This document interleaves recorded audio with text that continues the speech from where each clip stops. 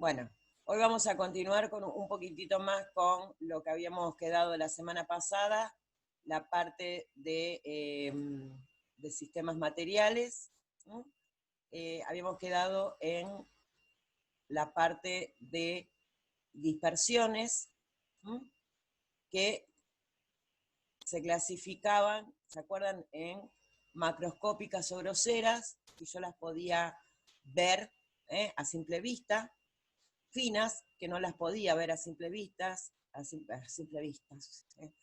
y que yo las podía subclasificar en emulsiones o suspensiones, dependiendo si ambas fases eran líquidas o una era sólida y la otra era líquida. Emulsión en el caso que sea las dos fases líquidas, y las suspensiones si era una sólida y una líquida. Nico, ¿levantaste la mano para preguntar algo? Fue por accidente, profe. Ah, está bien. Bien, entonces seguimos con la pantallita. Bien, y después teníamos macroscópicas, finas, y teníamos también las coloidales, que acá habíamos quedado. Dice, las partículas dispersas, llamadas micelas, son visibles al ultramicroscopio. O sea, ni siquiera las voy a poder ver en un microscopio óptico común y corriente, sino que las voy a poder ver únicamente en un microscopio electrónico. Dice, su tamaño está compuesto, bla, bla, bla. ¿Se acuerdan que yo les dije que estos tamaños, estas cosas, no me interesaba que las supieran, pero sí que si las puedo ver a simple vista, si no las puedo ver a simple vista, o sea, las tengo que mirar al microscopio o al microscopio electrónico. Dice, estos sistemas coloidales deben diferenciarse de las soluciones, que son sistemas homogéneos. Recuerden que estos son heterogéneos, en los que el tamaño de las partículas, que son moléculas o iones, es menor de 10 amperes, bla, bla, bla, bla, bla. Entonces, estas dispersiones coloidales, yo las tengo que diferenciar de las soluciones en las cuales tampoco voy a poder ver ni a simple vista, ni con el microscopio electrónico, perdón, ni con el microscopio común, solamente con el microscopio electrónico, pero ahora, después cuando veamos soluciones, vamos a ver cuál es esta diferencia. Dice, las dispersiones coloidales se separan únicamente por membranas semipermeables que tienen la particularidad de poder ser atravesadas por los solventes y no por los coloides. Cuando las micelas de un sistema coloidal se encuentran dispersas en una cantidad suficiente de líquido, el sistema se lo denomina sol. Si las micelas se separan, forman una masa denominada gel. ¿Qué significa esto? En realidad son dos formas en las cuales pueden estar estas dispersiones coloidales. Primero y principal, cuando les habla de acá de que las dispersiones coloidales únicamente se pueden separar, ¿no? Que pueden atravesar. Ay, siempre que arranco torcida, después me acomodo, ustedes ya me conocen. Esto de membrana semipermeable. Una clásica membrana semipermeable es la membrana celular. Semipermeable significa que permite el paso de algo, pero impide el paso de otras cosas. Lo más probable es que permita el paso de líquidos, pero no permita el paso de sólidos. Entonces, vuelvo con esto.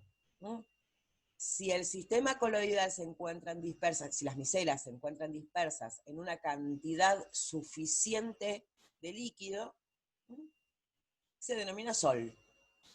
Y si las micelas se separan, solitas, aparte, se denominan gel. La típica consistencia de un gel, de un gel común y corriente. Bien. Vamos a hacer, hasta acá es todo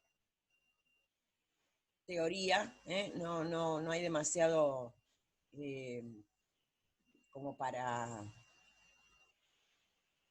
ejemplificar, pero bueno. El pasaje de sol a gel puede ser reversible o no. Si es reversible, se denomina precipitación y el gel puede volver a transformarse en sol. Cuando el proceso es irreversible, se denomina coagulación. ¿Por qué es esto? Porque cuando una sustancia se coagula, no puede, es irreversible, ese paso de sol a gel. Recuerden que sol es cuando tiene mucha agua, gel cuando está más compacto. Esto puede pasar de sol a gel, de gel a sol de nuevo, si es reversible. Pero cuando se coagula, no. Acá tenemos un ejemplo, el huevo. El huevo. Si yo lo tengo crudo, el huevo, lo tengo en gel. Si yo lo paso por la temperatura, el huevo se congela, se cocina, se coagula y nunca más puedo volver a tener el huevo como lo tenía antes. Básicamente es eso, en la coagulación no se puede. No les nombro el sistema de la coagulación, el sistema de la coagulación sanguínea, porque acá en el caso de la coagulación sanguínea, cuando una vez que se formó el coágulo, hay al final de la cascada de la coagulación una sustancia que hace que ese coágulo se desarme. Si bien no es que no va a volver a ser sangre normal, pero por lo menos me lo rompe, me lo desarma. Porque imagínense que si yo tuve una herida, se formó el coágulo, y después no desapareció ese coágulo, siempre me van a quedar coagulitos en mis vasos sanguíneos, lo cual no es bueno. Nico, de nuevo, vi que levantaste la mano. ¿Por alguna consulta o por alguna otro accidente?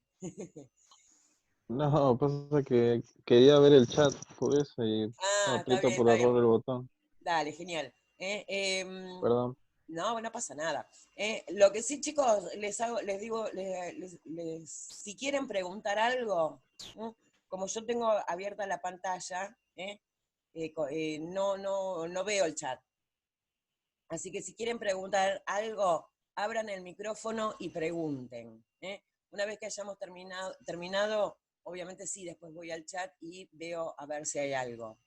Pero los que tengan micrófono, si pueden abrirlo para hacer alguna pregunta, mejor. Bien. Acá les dice, los sistemas coloidales se caracterizan porque sus micelas son retenidas por ultrafiltración, que es pasaje a través de filtros de poros muy pequeños. La iluminación lateral de un sistema coloidal permite observar la marcha del rayo luminoso. Debido a la difracción de la luz, inciden sobre las micelas se observan animadas de un movimiento desordenado y zigzagueante, que es el movimiento browniano. Las micelas coloidales pueden migrar de un campo eléctrico, están cargadas eléctricamente, hacia los electrodos por electroforesis. Las micelas con cargas positivas migran al polo negativo, el cátodo, bla, bla, bla. Estos son más que nada características de lo que es un sistema coloidal. Básicamente son características. A mí lo que me interesa es que recuerden eso. ¿Cómo las puedo ver?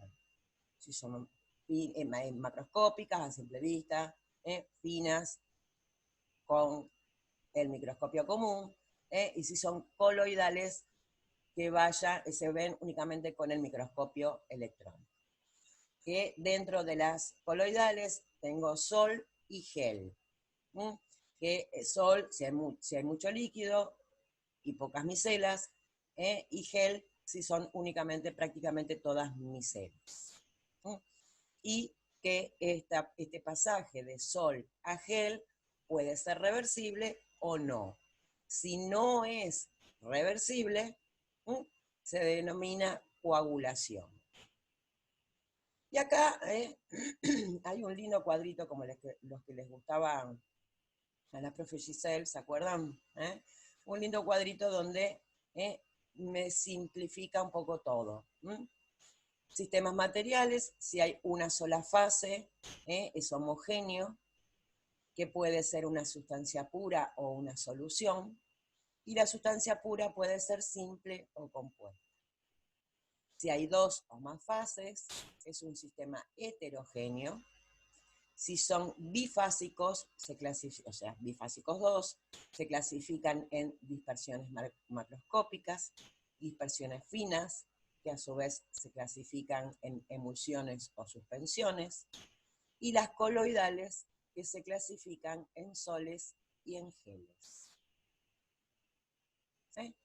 Este cuadrito de acá, yo creo que es donde está resumido absolutamente todo, todo lo que estuvimos viendo hasta recién, y obviamente es lo que a mí más me interesa que recuerden, y también cómo las puedo ver. Si las puedo ver a simple vista, si las puedo ver con microscopio común, o si las puedo ver con microscopio electrónico. Obviamente nosotros en la farmacia no vamos a ponernos a mirar todas estas cosas. Pero es una manera de recordar cómo son cada uno de estas cosas. Después les habla un poquito acá de los métodos de separación de fases de sistemas heterogéneos. Que tenemos la disolución o solubilización. Se aprovecha la diferente solubilidad de dos sólidos en un determinado solvente. Por ejemplo, para separar sal y granito, se disuelve la sal en agua y luego se completa la separación por otro método como la filtración. Vamos a suponer, acá habíamos visto que teníamos dos sólidos. Tenemos dos sólidos, uno soluble en agua y el otro insoluble en agua. Listo. Le saco toda la sal, disolviendo la sal en el agua, la disuelvo, ya no tengo más sólido porque ahora pasó a formar parte de la solución, y después me voy a tener agua salada y granito. ¿Qué hago? Obviamente filtro con un colador, con un filtro, ese líquido que me quedó, y voy a tener por un lado el granito, o la arena, lo que sea, y por el otro lado voy a tener el agua salada. Obviamente si yo quiero recuperar la sal, sencillo, evaporo el agua y vuelvo a tener el sólido. Bien. Filtración. Dice, se basa en el empleo de un material filtrante, que puede ser papel, vidrio poroso, lo que sea, que me separa una fase sólida, que queda retenida en el filtro, de una fase líquida. Esto es lo más sencillo, es lo más... Perdón, si nosotros hubiéramos podido ir a trabajar allá a Rincón, al laboratorio, hubiéramos utilizado más de una vez este método de filtración. Lamentablemente, y se utiliza el papel de filtro. ¿Se acuerdan que eso lo vimos cuando vimos los elementos que se utilizan en el laboratorio? Sedimentación. Permite la separación de fases sólidas de líquidas o líquidas de líquidas mediante el depósito de una de las fases en el fondo de un recipiente. y se completa con la decantación. ¿Mm? Simple. Yo tengo tengo dos fases, una sólida, una líquida, nunca se van a poder mezclar, entonces obviamente lo dejo ahí tranquilito, sin moverlo, y en algún momento va a sedimentar. Todo ese sedimento, que suele ser la parte sólida, va a quedar en la parte inferior. Decantación. Bueno, acá les decía que se completa con la decantación. Se usa para separar un líquido, un sólido de un líquido o dos líquidos no miscibles entre sí. O sea que no se pueden unir, no se pueden fundir, por decirlo de alguna manera. El clásico, el agua y el aceite. No son miscibles. Si son miscibles, yo los puedo unir, los puedo disolver. Pasan de ser dos compuestos a uno, disueltos. Centrifugación. Permite separar la fase sólida de líquida o líquidas entre sí por acción de la fuerza centrífuga. Se debe completar con la decantación de la fase líquida superior. La centrifugación es otra cosa que precisamente poner en un tubito este sistema material y aplicarle una fuerza que gira, centrífuga, sale como la centrifugadora de lavarropas. Le saca toda el agua, o toda no, pero la gran parte del agua a la ropa. Esto se usa mucho en el laboratorio. Por ejemplo, cuando yo quiero hacer algún estudio sanguíneo, en el laboratorio no de la farmacia, en el laboratorio bioquímico, se utilizan mucho las centrifugadoras. Se pone el tubito con un poquito de sangre o cualquier otro líquido corporal, se pone en la centrifugadora, gira y me separa la fase. Eso se ve mucho también en las series y películas donde haya algún laboratorio. Levigación. Permite separar las fases sólidas entre sí por acción de una corriente de agua que arrastra la más liviana y deja la más pesada. Profe. Sí. Buen día. Buen día. Cuando habla de centrifugación, ¿es cuando también hacen la separación de las plaquetas o no? Sí.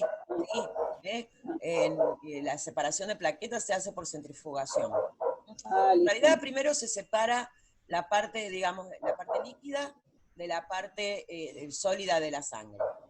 Ahí tengo una primer separación. Pero después en esa parte sólida de la sangre, que son las células, voy a tener plaquetas, voy a tener glóbulos rojos y voy a tener glóbulos blancos. Después, por otro método, que es muy similar a la levigación, voy a separar exclusivamente las plaquetas. Gracias. No hay por qué. Acá les pone, por ejemplo, en las arenas auríferas, que son la arena que tiene oro, el agua se lleva a la arena y deja solo el oro, que es más pesado. Es limpiarlo así, tirar un chorrito de agua para sacarle todo lo que es más finito de lo que es más grueso. Tamización, que me completa la levigación. El tamiz deja pasar agua y arena fina y retiene el oro y la arena gruesa. Pueden usarse para separar sólidos, por ejemplo, harina de cereales, harina de cereales de la cáscara, cualquier cosa, acá no te ponen una coma ni por casualidad. Pero bueno, eso. El tamiz también es algo que usamos permanentemente en casa. Vieron que siempre cuando en la cocina, perdón, Rolando, sigo con mis ejemplos de cocina. Usamos el colador, chicos, la tamización es colar. Sublimación. Existen sustancias como el yodo, el alcanfor, el naftaleno, etcétera, que tienen la propiedad de sublimar, es decir, pasar directamente del estado gaseoso al sólido, sin pasar por el estado líquido. Este método se usa para separar sistemas heterogéneos constituidos por dos fases sólidas, una de las cuales puede sublimar y la otra no. Por ejemplo, el sistema arena-yodo. Al calentar este sistema en un recipiente, el yodo pasa al estado de vapor, el cual al chocar contra una superficie fría, sublima pasando nuevamente a yodo sólido. Así, al dejar de calentar, queda yodo sólido en la parte superior y arena en la parte inferior del recipiente. O sea, es como una especie de frasquito, acá está el dibujito, en el cual en la parte de abajo yo voy a tener dos, la mezcla de las dos cosas. El sólido que permite la sublimación, que recuerden que era el pasaje de gas a sólido sin pasar por la fase líquida, se calienta, empieza a pasar al estado gaseoso, este sólido que es capaz de sublimar, y una vez que pasó, obviamente el estado gaseoso siempre sube, los gases suben, porque son mucho, están menos afectados, digamos, por la gravedad, lo sólido y el peso los permite que queden abajo, y obviamente al chocar con la superficie de arriba, se van a volver a transformar en sólido. Entonces me va a quedar separado. Lo que tenía acá, todo juntito, me va a quedar una parte abajo y la parte esta que sublimó en la parte de arriba. En fin, tampoco lo vamos a hacer. Magnetismo. Separar dos sólidos con capacidad de ser atraídos por un imán de otra fase. Por ejemplo, si tenemos un sistema constituido por arena y limadura de hierro, el imán va a atraer únicamente a la limadura. Seguramente lo hicieron en la escuela alguna vez. Conclusiones. Para separar dos fases sólidas se pueden usar disolución, levigación, tamización, sublimación, magnetismo. Para separar un sólido de un líquido, el método a seguir depende del grado de división de la fase sólida. Filtración, sedimentación, decantación y centrifugación. Para separar dos líquidos no miscibles, sedimentación, decantación, centrifugación. Para separar los componentes de un sistema coloidal, ultrafiltración, centrifugación o electroforesis. ¿Quedó claro con mi cara lo que acabo de decir? Estos métodos de separación, ténganlo más o menos, más o menos. Si yo quiero separar dos fases sólidas, ¿cuáles puedo usar? Si yo quiero separar dos fases, una líquida de una sólida, dos líquidos. Básicamente, de todo esto que estuvimos hablando, donde dice conclusiones. Bien. Profe, la electroforesis, ¿qué es? Porque esa no estaba en lo que venía explicando. La electroforesis lo que hace es, o sea, no me sale, dispersiones coloidales, esas micelas suelen tener cargas eléctricas. Si yo las pongo en un campo eléctrico, que tiene un cátodo y un ánodo, se van a separar. Se van a separar.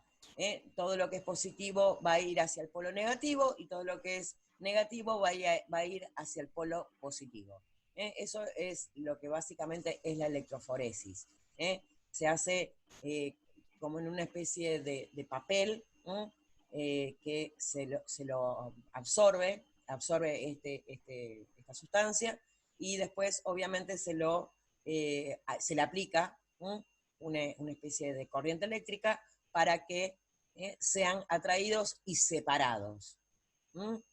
Básicamente eso es la electroforesis. ¿Quedó claro? ¿O era cómo era la pregunta? Me perdí. ¿No?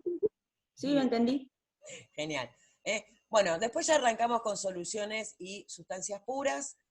Vamos a dejarlo para la próxima reunión, la de un ratito, la de dentro de un ratito.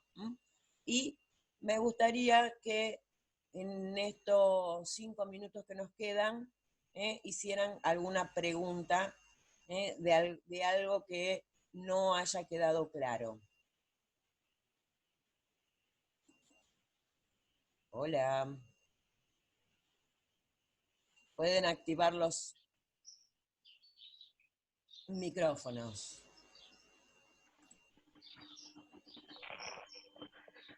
¿No hay dudas? Profe, yo tengo una duda, pero nada que ver con lo que estábamos hablando recién. Dale, te pregunté igual, dale. Yo una vez leí que la arena tiene 2 estados sólidos. ¿Cómo 2 estados Que sólidos? sí, porque la arena, al contrario del agua, al Mm. contacto con el fuego no se evapora, sino que se convierte en vidrio. Sí, tiene que tener una temperatura, sí. Sí, está bien. En realidad siempre va a ser en el estado sólido, excepto en el momento del punto de ebullición, en el cual se transforma el sólido, en este caso, en líquido. Entonces, en realidad, cuando vos... Es como el hielo y el agua. Si bien el agua cuando se congela pasa a estado sólido, o sea, tenés diferentes estados en realidad. Acá cuando... Sí, pero cuando deja de ser arena para convertirse en líquido, después se vuelve vidrio, no se Claro, vuelve arena. no vuelve a ese, sí, no vuelve a ser arena. Eso es cierto. O sea, pasa de un estado sólido, pasa por un estado líquido, vuelve a estar al estado sólido y no vuelve a ser el mismo componente, porque no es lo mismo la arena que el vidrio. Muy interesante eso. La verdad no lo había Yo había, pensado nunca. yo lo leí, me acuerdo que me parece que en la escuela Mm, hablábamos de moléculas. En un sí, sólido las moléculas están todas apretadas y en exactamente, un líquido las moléculas están separadas. Pero en exactamente. el vidrio hay un conjunto de moléculas separada de otro conjunto de moléculas, es como una mezcla de un líquido y un sólido, es medio raro. Sí, y lo más probable, después de investigar, porque la verdad que está bastante interesante eso. Igual de todas maneras, ahora en la segunda reunión vamos a ir viendo también un poco de esos conceptos. No exactamente el del vidrio y la arena, pero o sea, las diferencias en los estados, cómo están las moléculas. Bueno, ¿alguien más tiene una Profe, duda? Sí, profe, Ali. hay la parte donde usted dijo que la sal, Ujú. que la sal queda en el fondo cuando se hace todo el proceso, cuando se evapora el agua, vuelve a quedar la sal.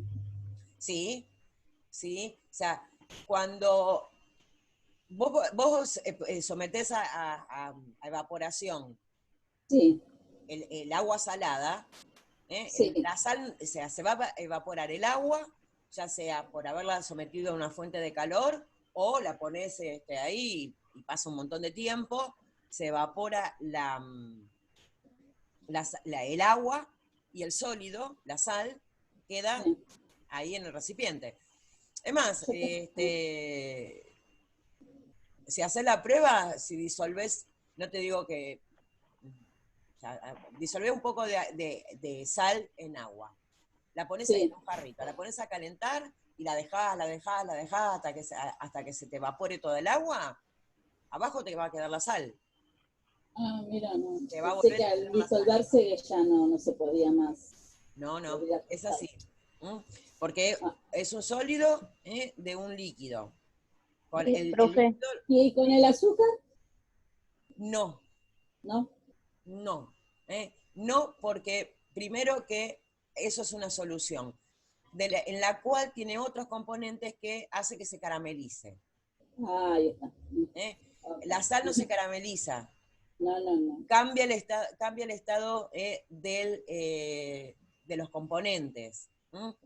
Pero, Todo o sea, depende de los componentes de cada. claro. Ok. Por lo general, eso ocurre con las sales.